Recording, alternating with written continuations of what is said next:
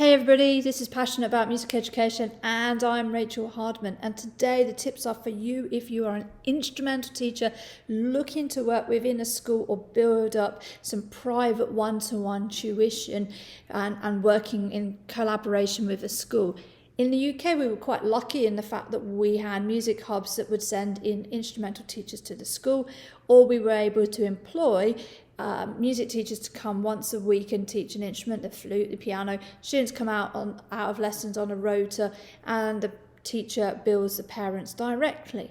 Now that works really brilliantly, but if you're in a situation like I'm currently in where you can't do that, then you have to look at building links with instrumental teachers. So if you're an instrumental teacher, here are some tips of ways that you can build relationships with your local schools to build your private studios. The first tip is to build a rapport with the school and with the music teachers. And actually remember that they're very, very busy during the school day. They were, if you send just your CV and expect suddenly to have 15 students, that might not be the case. Maybe telephone, pop in and meet people, find out about the program and ways that you can help. Tip 2 would be to go in and offer to do a free demonstration of your instrument. So for instance, if you're a cello teacher, you really need to go and show children the cello, play the cello, answer questions about the cello so that you can get some student engagement. You demonstrating to students is really, really great because they meet you and they hear the instrument and they see how it works and they get excited about it.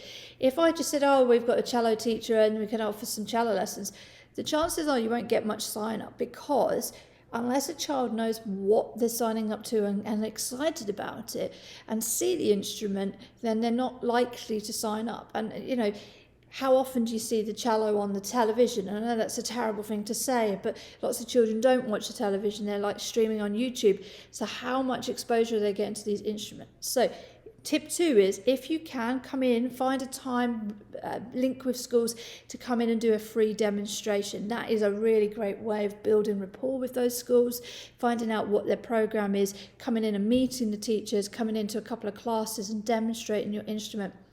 That's a great way of building up a relationship with students and the teacher. Obviously, remember to have some kind of application form. So if you're not being employed by the school and parents are to pay you directly, make sure you come in with the paperwork, the application form, the fees, so the students can take this home, and also email that information to the head of music or music teachers within the school, so they can then also send that out to parents. The more information you have, the easier it is for the music teachers in the school to support you. Tip 3 is get involved with the music department. That is the number one way your studio will grow. If you are attending concerts, if you've put in students into the concert as soloists, because we all like to, if you're doing a big concert and you want a couple of soloists, it's really great if the guitar teacher has a student that can play. So really try and say, hey, I know you've got a concert coming up at Christmas. I've got a couple of students who could be ready to perform, or I can play a duet with them, or I can do a little guitar ensemble. Whatever it is, that music teacher will, particularly if they work by themselves, will be appreciative of that. I had a really excellent guitar teacher who did come and play in concerts, who had students ready, who also got really into filming and photography and came and did a lot of that kind of stuff for us, which was really, really helpful. And his program went from 4 students when I first arrived to 2 days of full teaching. So working collaboratively really does make a difference. So try and be involved, know what's going on in the school and support the school and the department and the department's vision for music. You are part of that team. Try to be involved in that. If you're an accompanist, offer that service, because not every head of music, not every general music teacher is a pianist or confident enough to play the piano. So if you can come in and help to accompany, be in a school pit band for the musical, whatever it is, be involved in that life. Now, yes, you might not get paid for it because of school budgets, and that's not because you're not good, it's just because of budget restrictions. But if you are involved in it, the chances are students will hear you, parents will hear you, everybody gets to meet you, you get that exposure into that whole school life, and therefore people will know you and they're more likely to have lessons with you and be part of your studio. Tip 4 is to celebrate successes of your students. So if you have students within a school and they pass the music exam, tell the head of music, tell the music teacher, share that information. That way they can go and celebrate that with the student, with parents of the student, and also in the school community and in assemblies. They can give out the certificates or put it up on display, whatever it is. Share that success. It's really important that we know. It's really important that we don't work in silos, that we don't have, here's the private studio, here's the school, here's the music service, here's the high school, here's the middle school, there's the music centre, there's the music shop, and nobody ever talks to each other and everybody works together. It's really important that we actually start to work more collaboratively to keep music growing and to keep it, a rewarding hobby for many of our students. And my fifth tip, my final tip, is understand the academic curriculum of the music department, because teaching one-to-one instruments, there's lots of flexibility and you're generally working through a syllabus of performance work, the scales and the pieces and the ABRSM exam, if that's what you do, or RCM, or whichever one you do. That's great. But look at how you can support the academic program. So, for instance, if they're in the younger years, the middle school ages, talk about beats and rhythm and structure and pitch and dynamics and musical elements, because they're bound to be doing that in the classroom.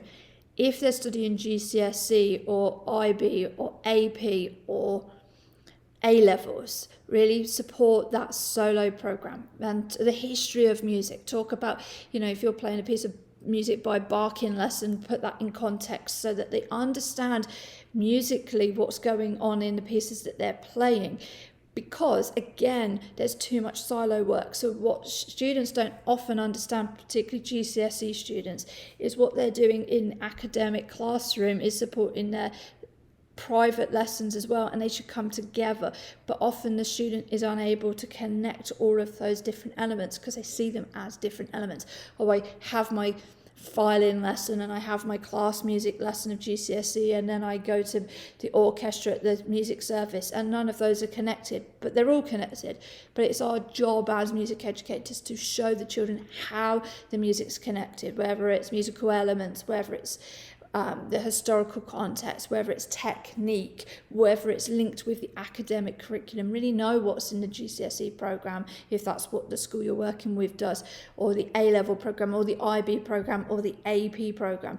Or if they're not doing that and they're doing a band programme and you're a band teacher or an orchestral teacher, really know what they're working to, help them with the orchestral pieces. Maybe spend 5 minutes going over their ensemble piece, just writing in some fingering positions and stuff like that. That really does make a huge difference, because remember, often general classroom music teachers are specialists in a specific instrument, but as a general music classroom teacher, you're almost meant to know everything about everything, and you can't possibly know everything about everything. I don't know everything about guitar playing or third position on the violin, and that's where working with my instrumental team is really helpful, because you'll have skills that I don't, and I have skills that you don't.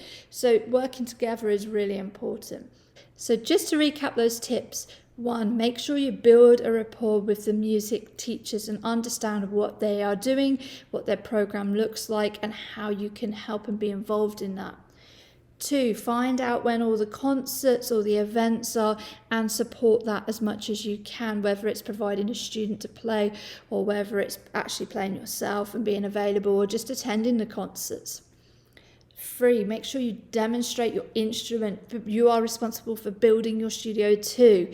So if you want more students to learn a specific instrument like the French horn or the oboe or the cello, take that instrument in, go and see if you can find a time when you can pop in and do a demonstration for students to keep growing your program, to keep growing your studio. Remember to celebrate successes of your students with the music teachers in the school, so they know when a child's passed an exam or is doing particularly well, or passed an audition or got a scholarship. We like to celebrate that equally, so make sure you share that information.